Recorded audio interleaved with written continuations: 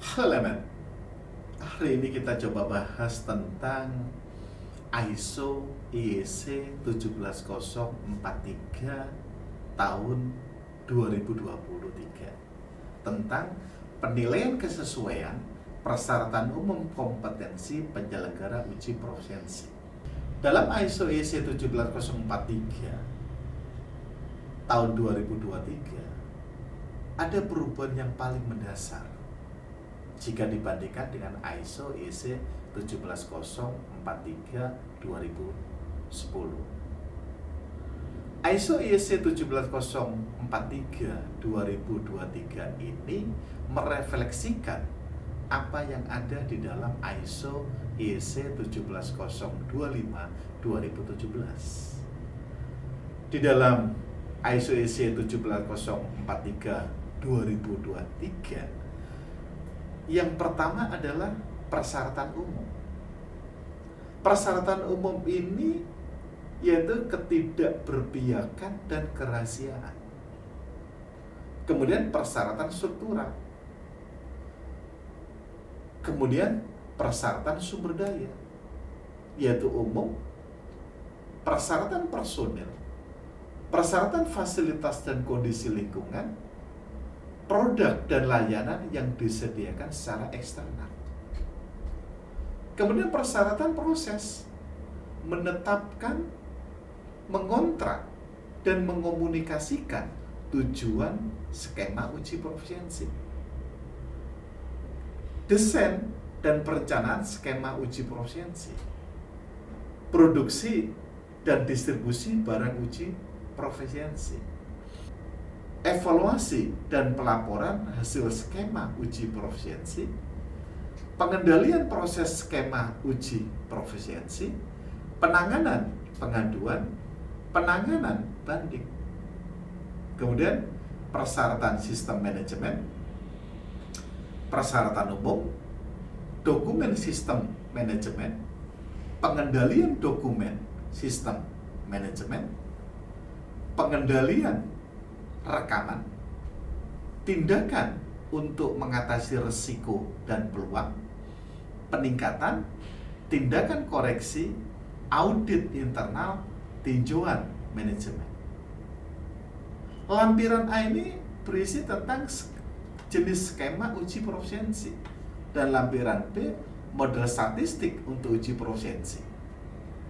Kalau kita lihat isi dari ISO IEC 17043 2023 sangat berbeda dengan ISO 17043 2010. Di dalam 2010 ini hanya ada dua persyaratan, persyaratan teknis dan persyaratan manajemen. Ini yang berbeda antara versi 2023 dan versi 2010. Dalam skema dan evaluasi uji profesionsi, ini ada perbedaan antara uji profesionsi dan uji banding. Ketika kita menyatakan ini uji banding, maka ada 4 tujuan tersebut. Apa yang kita bandingkan? Yang kita bandingkan adalah personelnya, atau yang kita bandingkan metodenya, yang kita bandingkan bahan acuan, atau yang kita bandingkan peralatan. Jadi yang kita bandingkan adalah 4 hal tersebut.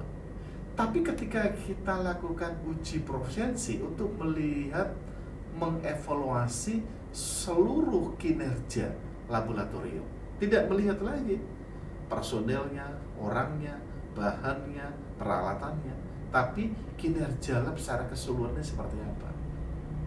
Saat kita melakukan uji profesionsi, ini parameternya apa?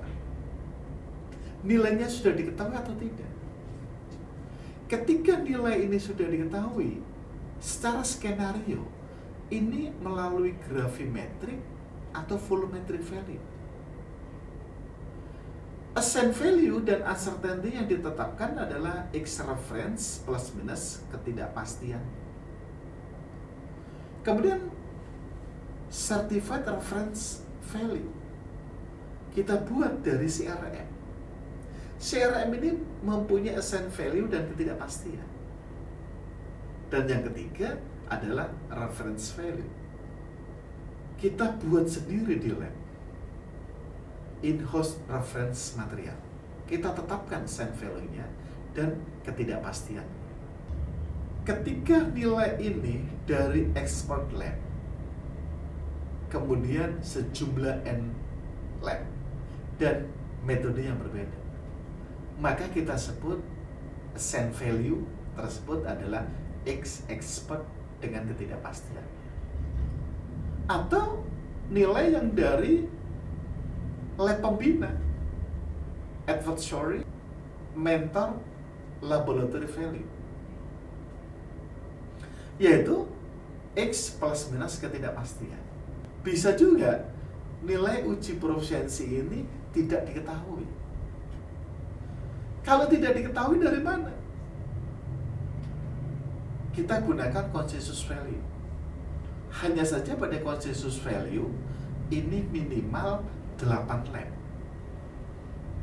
pesertanya. Dan 80% harus terakreditasi. Ini kita sebut set value-nya adalah X robust dengan ketidakpastiannya. Pada saat kita lakukan evaluasi, maka nilai yang ditentukan ini bisa sebagai SDPA, Standard Deviation for Proficiency Assessment, atau TOP. Nilai yang ditentukan ini TOP-nya berapa? Atau gunakan Horwitz value. Ini yang sering lazim digunakan dalam uji profesiensi.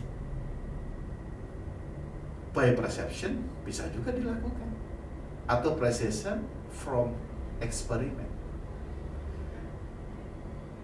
Ketika kita menggunakan consensus value, maka bisa menghitung dengan teknik iterasi, round of PT scheme. Ini akan menghitung berapa topnya. Evaluasinya menggunakan Z-score. Z-score ini X lab, hasil dari peserta uji profesiensi, dikurangi dengan X assign value. Apakah assign value itu the gravimetric value, volumetric value, certified reference value, expert lab, mentor lab, atau robust. Ini kita sebagai pengurangnya, dibagi dengan SDPA. Ketika peserta uji profesiensi ini ada komitmen, ada kesepakatan bahwa menghitung juga dengan ketidakpastian, maka kita evaluasi dengan EN. EN ini adalah X lab dikurangi X reference dibagi akar dari ketidakpastian lab kuadrat ditambah dari ketidakpastian dari reference kuadrat. Ini adalah bagaimana kita melakukan skema uji profesiensi. Uji profesiensi maupun uji banding, tadi sudah saya sampaikan bahwa uji profesiensi adalah evaluasi kinerja laboratorium terkait pengujian tertentu dan memantau kinerja lab secara berkelanjutan. Sedangkan uji banding antara lab digunakan untuk tujuan menentukan validasi metode pengujian. Kalibrasi tidak dapat sepenuhnya dilaksanakan dalam satuan sistem internasional, penentuan nilai in-house reference material, dan penentuan kompetensi personil lab. Saat evaluasi Z-score, hasil dari lab peserta 2 sampai minus 2 ini adalah memuaskan. 2 sampai 3 kurang memuaskan atau peringatan. Atau minus 2 sampai minus 3 ini juga kurang memuaskan atau peringatan. Lebih dari 3 tidak memuaskan. Ketika kita evaluasi Z-score, biasanya penyelenggara uji profesiensi ini melakukan gross error removal. Gross error removal ini untuk mencari data peserta yang outlier, di luar batas keberterimaan dari suatu populasi. Data ekstrim tinggi, ini outlier. Data ekstrim rendah, ini juga outlier. Demikian yang bisa kami sampaikan. Terima kasih.